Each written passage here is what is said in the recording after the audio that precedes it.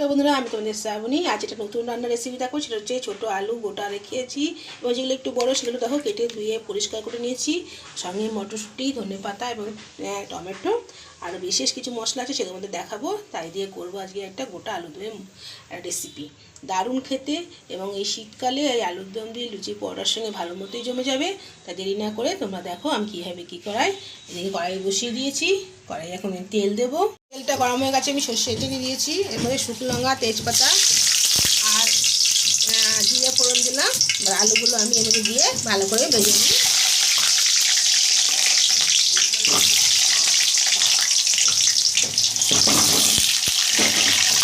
ভালো করে এবার আমি দিয়ে একটু লাল লাল করে ভেজে নেবো। নুন দিয়ে নিই, তাড়াতাড়ি ভাজা হয়ে যাবে। নুনটা ওর মধ্যে ঢুকে যাবে।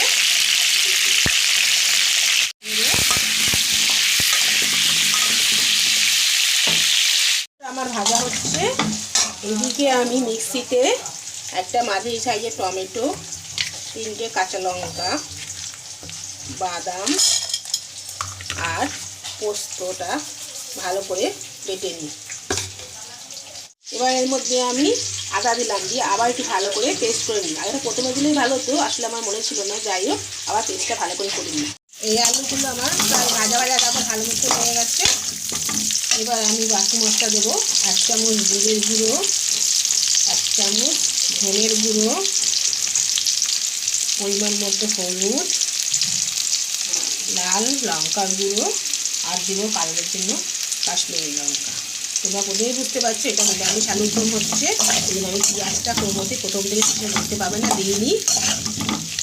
ভালো করে মশলাটা আমি কষিয়ে নিই।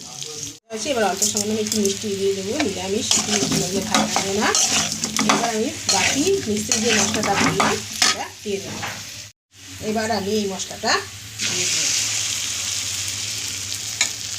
পরে এটা গুলে জলটা দেবো। আগে দেখো আমি তেল ছাড়ছে, তেলটা ছেড়ে নিই, তারপর আমি জলটা দেবো। মশলাটা একটু কষিয়ে নিই।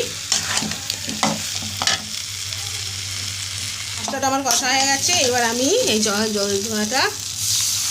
জলটা দিয়ে দিলাম।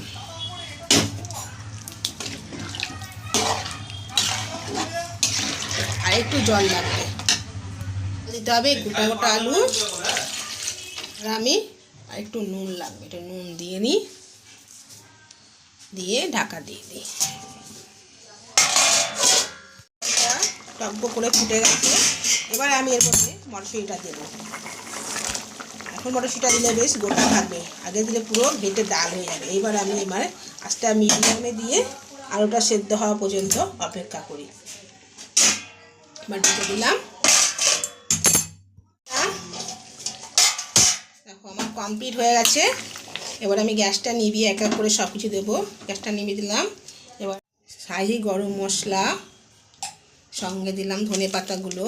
আর একটা জিনিস তোমাকে দেবো বলেছিলাম, সেটা হচ্ছে কাসুরি মেথি। অল্প করে কাসুরি মেথি ছিটিয়ে দিলাম। আমার রান্না কমপ্লিট। নেড়ে এবার আমি ঢেকে দিই। তৈরি হয়ে গেছে আমার নিরামিষ আলুর দম। লাস্টে যে স্পেশাল জিনিসটা দেবো বলেছিলাম সেটা হচ্ছে কাসুরি মেথি। দারুণ একটা সেন্ট বেরিয়েছে আলুর দমটা দিয়ে। তাই এইভাবে ঘরোয়া পদ্ধতিতে নিরামিষভাবেই আলুর দমটা করে একবার ট্রাই করে দেখবে অবশ্যই।